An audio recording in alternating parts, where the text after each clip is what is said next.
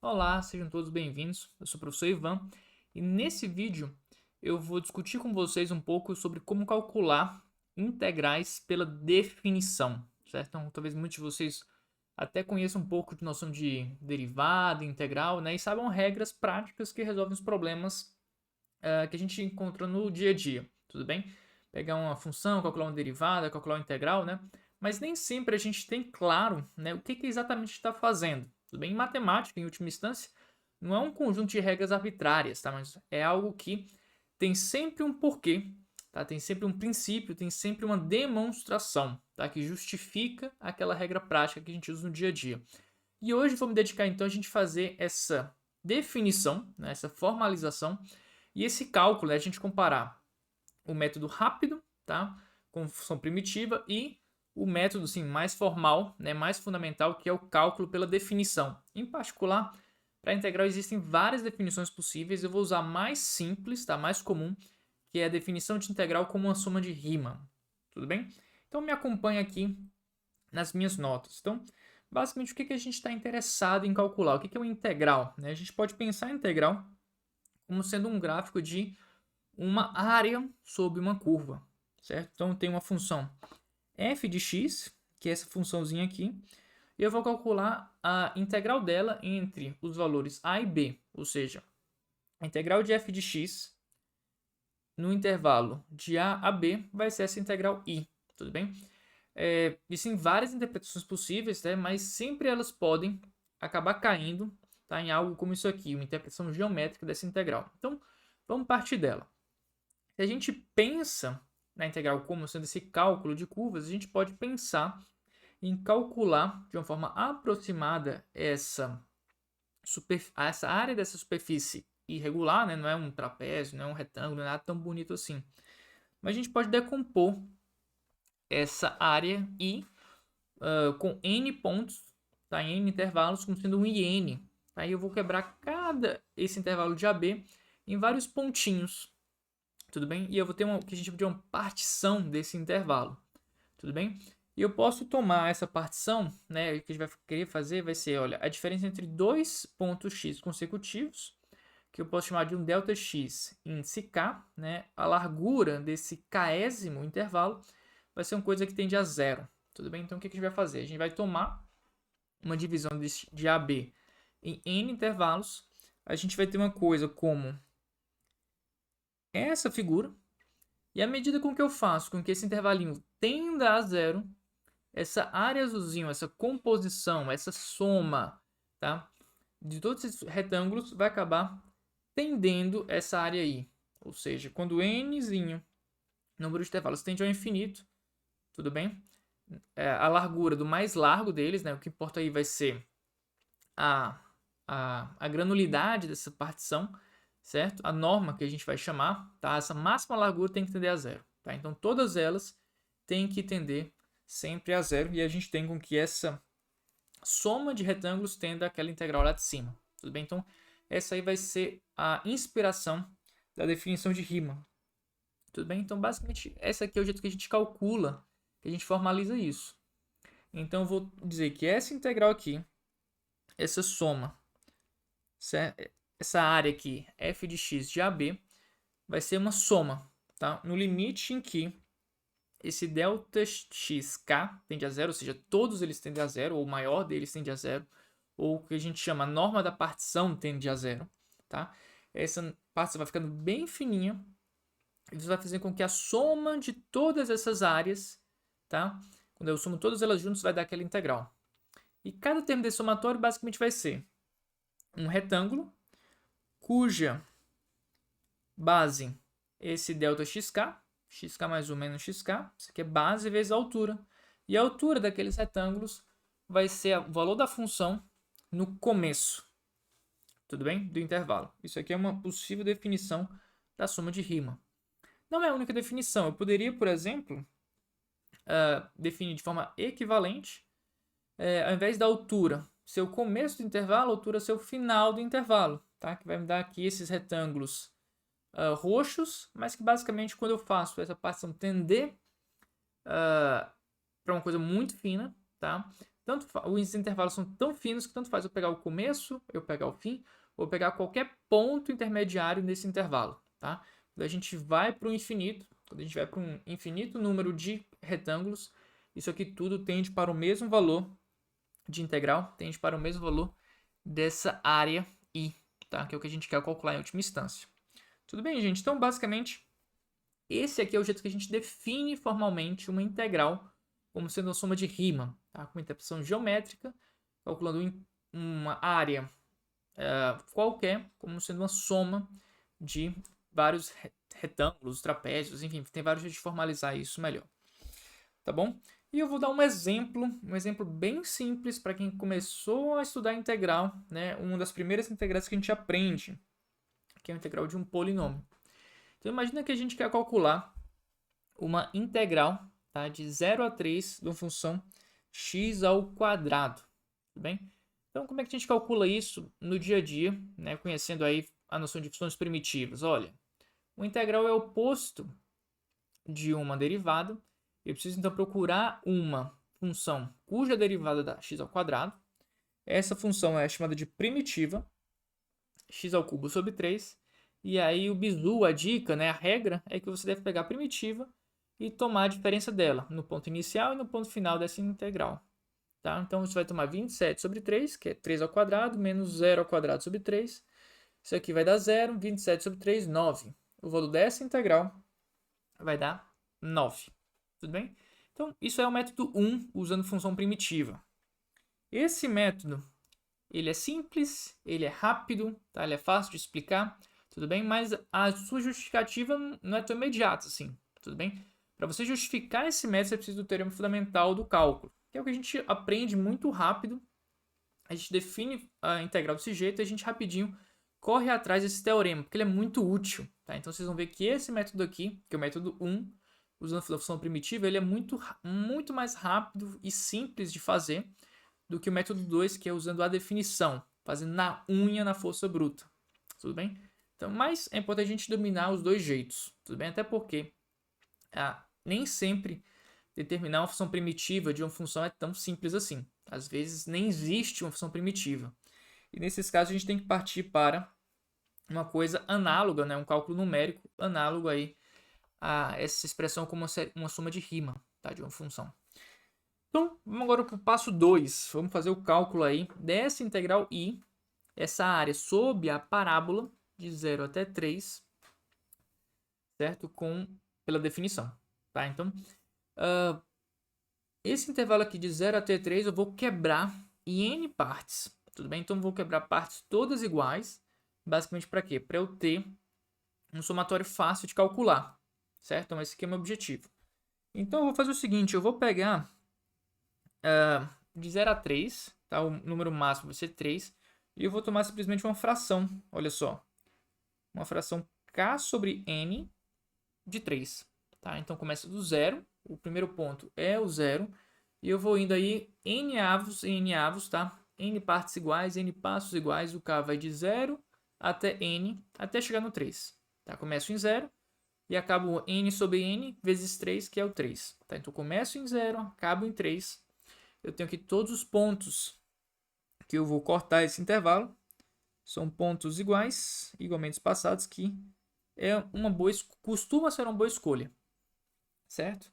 Então, eu vou fazer a nossa integral como sendo essa soma aqui. Um somatório dessas larguras, tá? Que vão ser todas iguais a 3 sobre n, tá? Que é a largura aí que é fixa. Quando você toma a diferença entre 2xk consecutivos, vai ficar k mais 1 menos k, que é 1, e fica 3 sobre n. Então, basicamente, esse somatório vai ser um 3 sobre n, que multiplica o valor dessa função em todos os pontos de amostragem. A função ela é quadrática, né? Eu estou falando aqui da função f de x igual a x ao quadrado, certo? Está lá em cima. E aqui, então, a gente vai passar daqui para cá, olha só. Essa função f de xk vai ser basicamente eu substituir a função aqui, o f de x igual a x ao quadrado, certo? O xk nós temos a expressão dele, está lá em cima, vamos elevar ao quadrado. Então vai ficar 9k ao quadrado sobre n, tá? Vezes esse número aqui. Vamos organizar tudo que é constante para fora, tá? Vai ter um 3 ao quadrado vezes 3, 3 ao cubo, 27. Aqui vai aparecer, olha só, n ao quadrado, n, vai aparecer um n ao cubo, certo? E vai aparecer aqui, nesses parênteses azuis, um somatório de k ao quadrado, tá? Então, vou ter que fazer uma soma de vários quadrados perfeitos. Eu começo em 0 ao quadrado, 1 ao quadrado, 2 ao quadrado, 3 ao quadrado, 4 ao quadrado e vou somando do começo até o final, tá? Para eu acabar aqui tem que ser do n menos 1, tá? Que eu sempre estou fazendo o começo do intervalo, certo? E aí então você precisa calcular esse somatório, beleza? Isso é um resultado bem interessante, tá? A soma de quadrados. E você pode facilmente demonstrar esse resultado pelo princípio da indução finita, certo? É uma técnica muito interessante de demonstração de coisas que tem a ver com recorrências e fórmulas gerais, tá? Eu vou, para não ficar muito extenso esse vídeo, e o assunto do vídeo não é PIF, né? Princípio da indução finita, mas é cálculo de integral por definição. Eu vou pedir para vocês aceitarem esse resultado. Talvez no futuro eu faça um vídeo, né, demonstrando essa expressãozinha aqui. Mas basicamente, quando você tem vários quadrados perfeitos seguidos e soma todos eles, tudo bem? Essa soma de quadrados dá uma expressão ao cubo, tudo bem? Um polinômio cúbico em n, certo? Então, olha só, o somatório de k ao quadrado, k começa em 0 e vai até n, tá? É um polinômio que é a multiplicação de n vezes n mais 1 vezes 2n mais 1 sobre 6, tudo bem? Para vocês não ficarem meio que super jogados, né, vamos pelo menos tentar calcular esse resultado aqui para os 3 primeiros casos. Vamos lá. Para o primeiro caso, eu vou pegar a soma de 1 ao quadrado, que é 1. Tá? Quando você substitui n igual a 1 aqui em cima, olha só o que acontece. Fica 1, elemento neutro da multiplicação, vezes 2, vezes 3 sobre 6. 2 vezes 3 sobre 6 é 6 sobre 6, que dá 1. Ou seja, nós temos a expressão aqui que funciona nesse caso. E quando n igual a 2? Eu tenho 1 ao quadrado mais 2 ao quadrado. 1 mais 4, 5. Então, tem que dar 5 ao quadrado. 5. Tá? Será que isso aqui funciona? Olha, fica 2 vezes 3 vezes 5. 2 vezes 3 cancela com esse 6, sobra o 5. Também funciona. Funciona para o primeiro caso e para o segundo caso. Para o terceiro, vai dar 1 mais 4 mais 9. 9 que é 3 ao quadrado. Vai dar 14. Certo?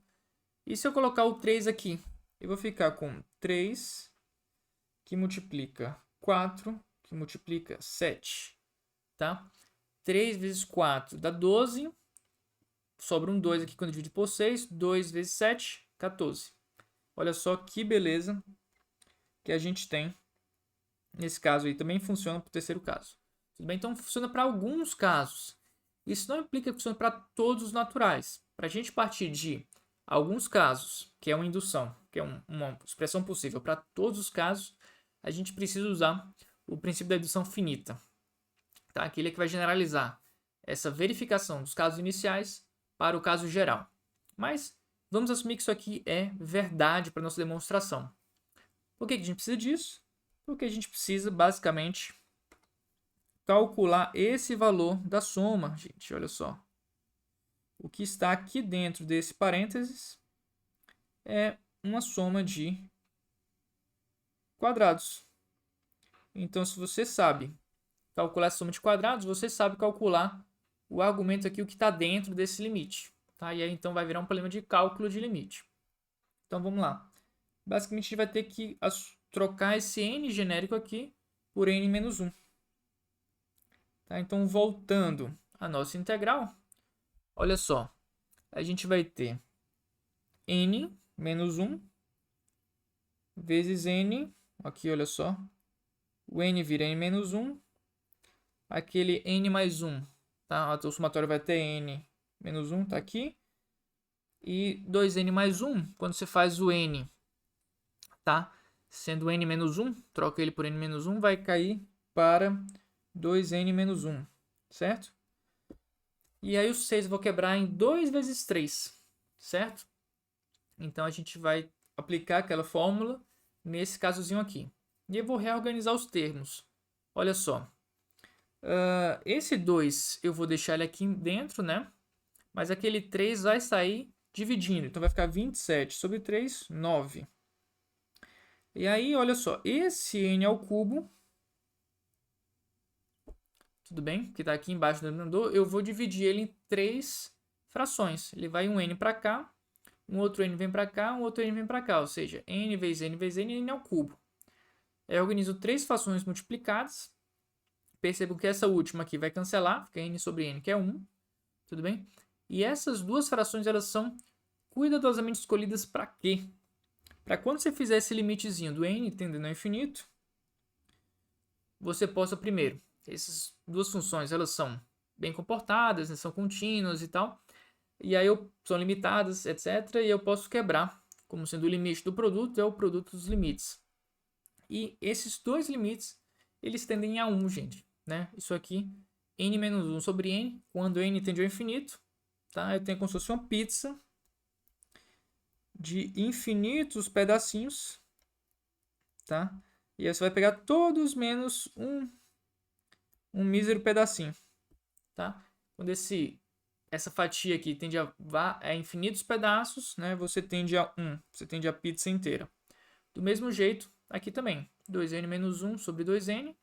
Imagina que n é 1 milhão, tá? Então seria 2 milhões embaixo. E aqui 1.999.999. Essa razão tende a 1. Então 1 vezes 1 vezes 9 dá 9. E esse aqui é o valor da nossa integral. Perfeito? Então 9 aqui, vamos lá no método 1, também deu 9. Ou seja, calculando pela função primitiva ou pela definição, você chega na mesma resposta. Usando função primitiva, um método rápido e fácil. Tá? Usando definição, aí é um método mais sofisticado. Você precisa usar arbitrar, né, escolher uma partição. Essa partição você usa a definição de integral. Essa definição de integral você desenvolve e vai cair em um somatório. Tá? Esse somatório você precisa calcular. Tá? Pode ter algum resultado pronto que resolve o seu problema ou não, pode ser mais difícil, certo? Calculado o somatório, você precisa agora fazer um limite, tá? Quando a sua partição vai ficar muito fininha, tá? E aí você vai encontrar essa resposta. Mas a princípio, os dois métodos devem chegar ao mesmo lugar, tudo bem? E aí, como eu falei, gente, no dia a dia, é muito provável que você não tenha que fazer tudo pela definição, certo? Porém, sim, é importante você saber por que esse método funciona, tá? Da função primitiva, e saber o que exatamente é um integral, tá? Porque aí você consegue saber exatamente o que você está fazendo, consegue demonstrar as coisas, os resultados, né? E mostrar que realmente essa ideia da primitiva realmente ela funciona. Tudo bem? Então esse aí foi o objetivo do nosso vídeo. Espero que você tenha gostado. Se gostou, não esquece de curtir e compartilhar com os amigos. Um forte abraço e até o próximo vídeo. Tchau, tchau.